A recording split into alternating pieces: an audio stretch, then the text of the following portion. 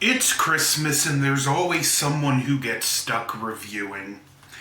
Hello and welcome to the conclusion of my Gundam Wing 30th anniversary retrospective with a look at Gundam Wing Endless Waltz. Now, this isn't how I planned to do this, but we'll go on maybe next year.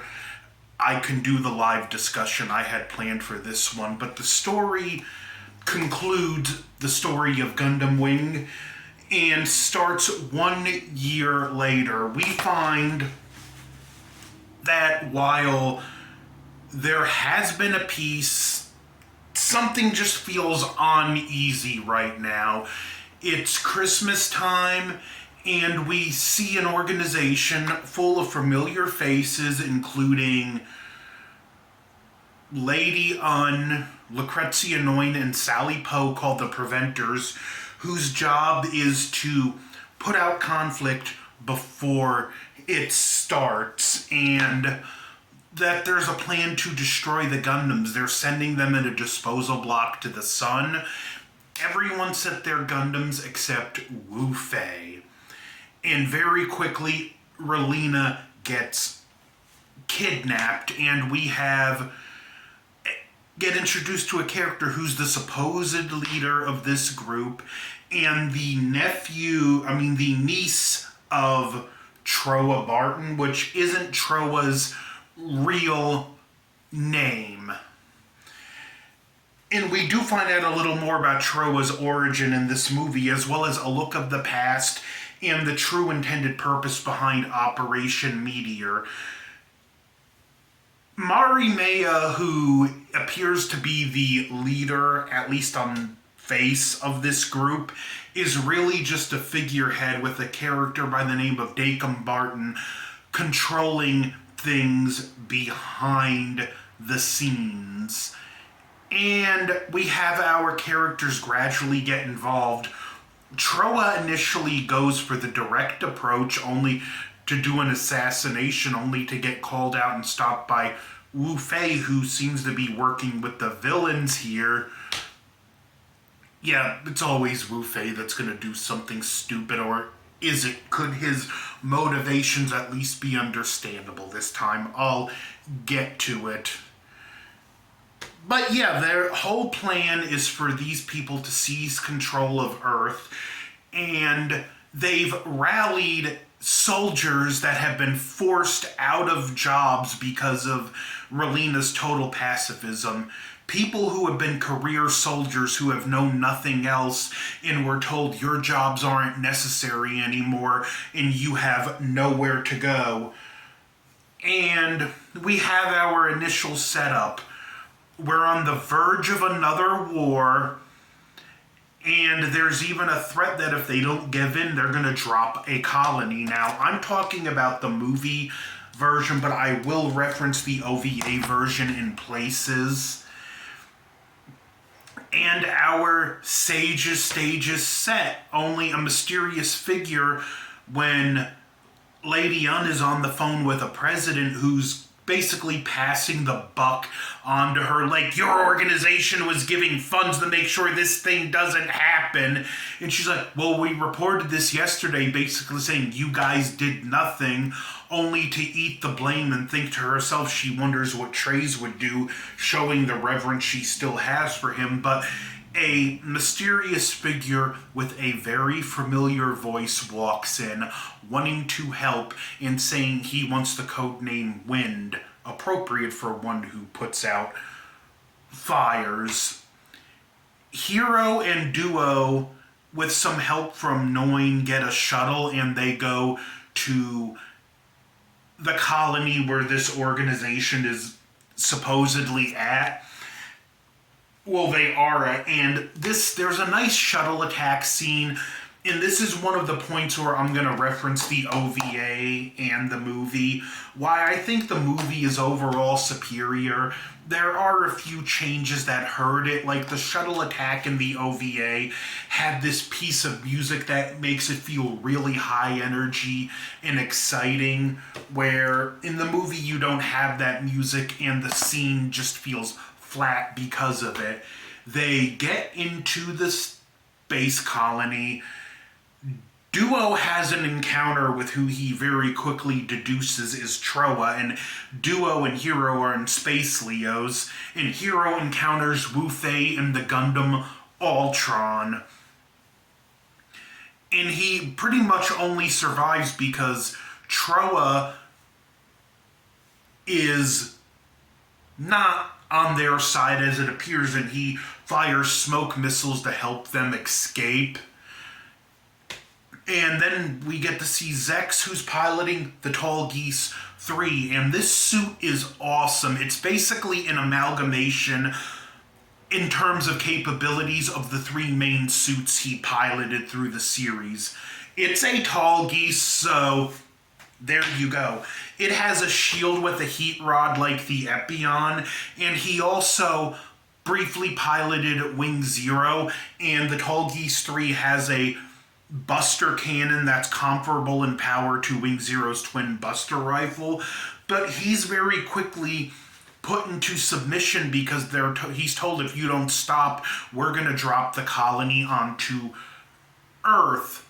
Troa comes up with a plan to slingshot and catch up with the disposal block and send it back to Earth. He does get a message to launch Zero separately so Hero can pick it up, just rendezvous with it in space. And then we have Hero and Duo and Troa. They manage to stop Operation Meteor, and Zex gets to destroy the natural resource satellite that Dacom is on, but he manages to escape before that happens. And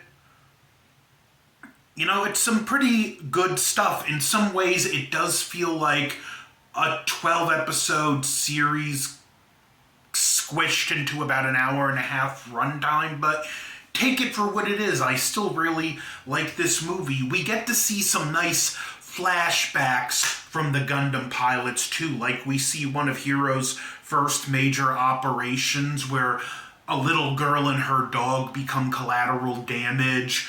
We see Troa's origin, where he killed the real Troa Barton, then took his name at the beginning of Operation Meteor, and also that the original intended plan for Operation Meteor was that they were going to drop a colony onto Earth and then send the Gundams to seize control, but naturally Operation Meteor was changed. I'm not going to go into all the details, but just watch it now. I am going to take a moment to talk about the Gundams, which are the movie Endless Waltz editions, or for all intents and purposes, it's just a stylistic choice.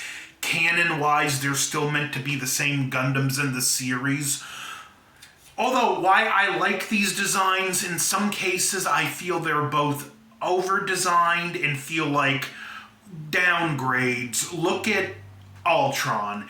It's got bigger dragon fangs, which double as shields, but it's missing the shield on its arm, which is kind of pointless with the dragon fangs, I'll give it that. And it doesn't have the beam cannon thing on its back. Gundam Sandrock, two bigger swords, but it's missing its shield and gun. Gundam Death Scythe, why I will admit, very striking and great silhouette. It just has its only weapon, aside from Vulcan cannons, is a single beamed beam scythe, where the Kai had two beam scythes and it had the projectile shield too. Gundam Heavy Arms, in some ways it's an upgrade, but in other ways it's still a downgrade.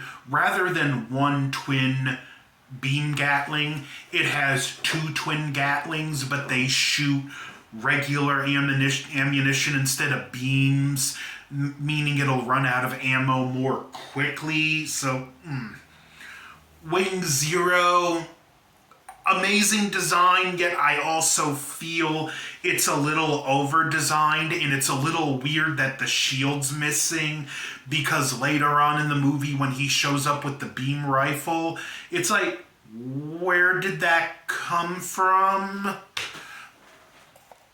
But anyway, that's just that's my thought on the designs.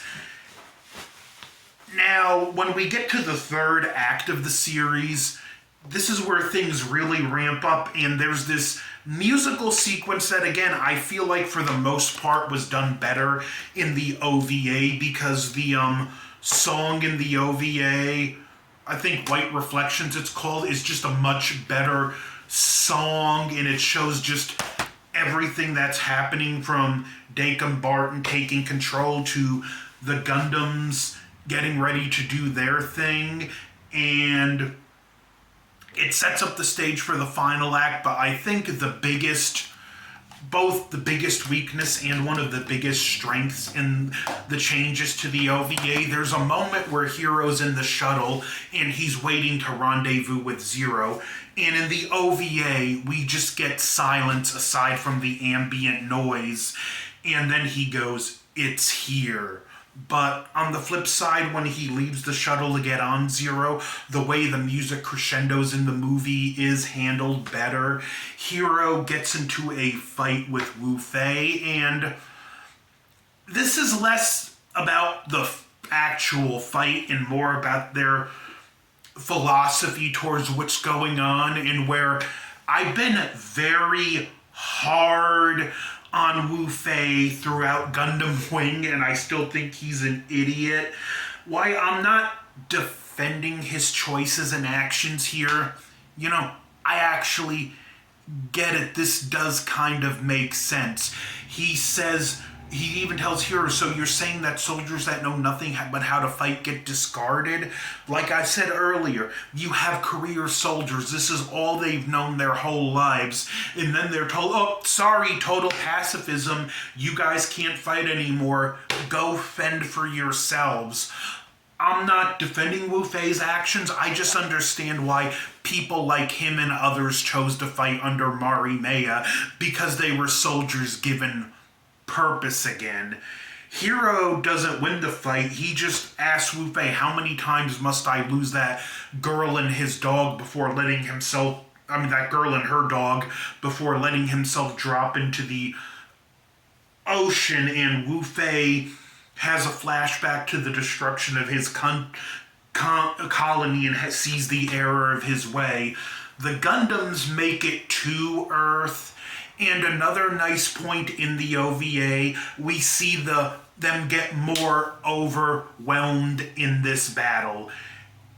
Noin in a Taurus and Zex and the Tall Geese 3 are already there, and they're fighting non-lethal, which the Gundams do as well, even if it is putting themselves at a major disadvantage. But the way it's done in the movie, again, it's better because you see more of the Gundams getting overwhelmed versus the OVA, where this is a bit of an exaggeration, but one moment they're in battle, the next moment they're completely overwhelmed. So again, you gotta take the good with the bad, and this is a better handling of this. I did laugh at once where Duo makes a comment about how they just keep coming all at once.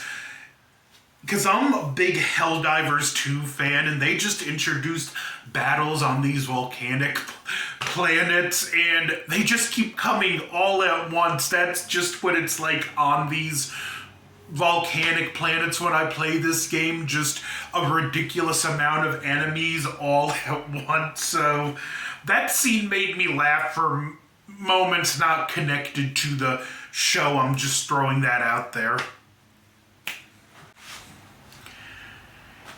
Now we get to the moment that I think is the single best moment in the entire movie that was left out of the OVA and drastically hurts the OVA. There's a scene with a crowd of people in a city square watching the battle, and Dorothy Catalonia shows up and basically called these people out. She goes, "You're just like dogs waiting for your master." "No, I take that back. You're not the dogs. You're the tail that gets wagged." And she's basically pointing out, like, "Look, you're just watching the Gundams fight. You don't want what's going on, but you want nothing to do with about it." And this is a absolute great moment for Dorothy, and with some of her actions in the series, this is like her great redemption moment where she actually manages to rally the people and tell them, look, you guys need to make a stand. You need to make your voices heard. And she doesn't just do that.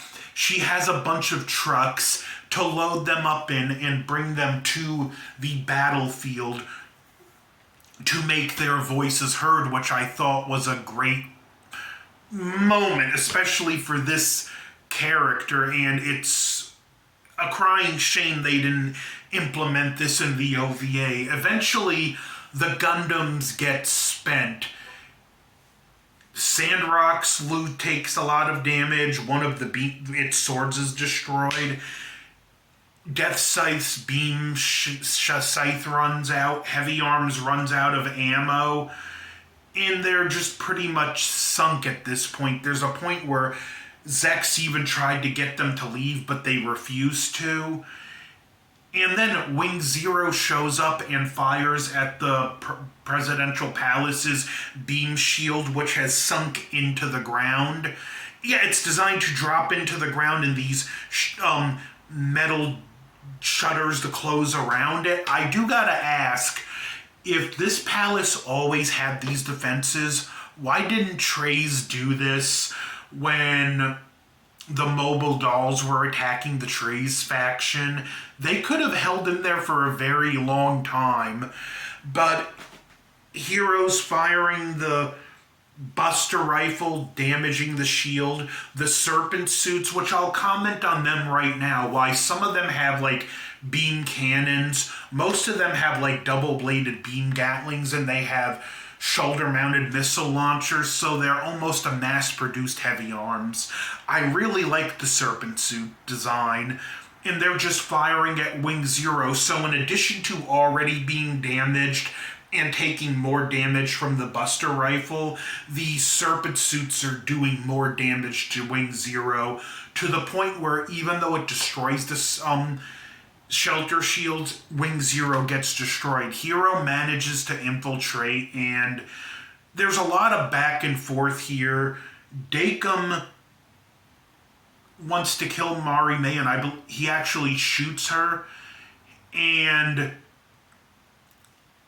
before this happens, we have a point where somehow Lady Un gets there. Relina's already there. Relina gets ready to slap Mari Maya before Lady Un does it. And she's like, do forgive me, slaps the taste out of her mouth. But anyway, one of the soldiers shoots Dakum to protect Mari Maya. Then Hero shows up and he basically has an empty gun. And he basically tells Relina, I'm gonna end your suffering. He pulls the trigger on an empty gun, and he goes, I have killed Mari Maya. I no longer need to kill anyone again. At this point, Wu Fei had showed up and mentioned that he can finally give up on fighting, but so have the people Dorothy brought, and they're just pointing, we don't want these battles, we don't want this, you people need to stop. And the thing wraps up fairly nicely with a return to peace.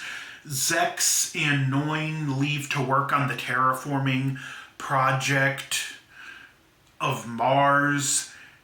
Wu Fei joins the Preventers and works with Sally Poe. Troa goes back to the circus. Relina stays in politics. Catra does his thing. Duo goes back to being a scrapper. And I think most fittingly and appropriate, Hero literally just goes to being just another face in the crowd where he can live peacefully and anonymously, which I think is a good end for that character. Endless Waltz has a few hiccups, but overall it ties up the loose ends left at the end of Gundam Wing, as well as gives you some more background for what happened with the beginning of Gundam Wing and the backstory of these Gundam pilots, as well as it's set at Christmas time, and the final battle is Christmas Eve. So, Gundam Wing Endless Waltz is a Christmas movie. This has been my Gundam Wing 30th anniversary retrospective. Hopefully, next year I can still do a live discussion about this one. But as for the Gundam Wing 30th anniversary retrospective, mission accomplished. Don't forget to like, share, comment, subscribe. Merry Christmas.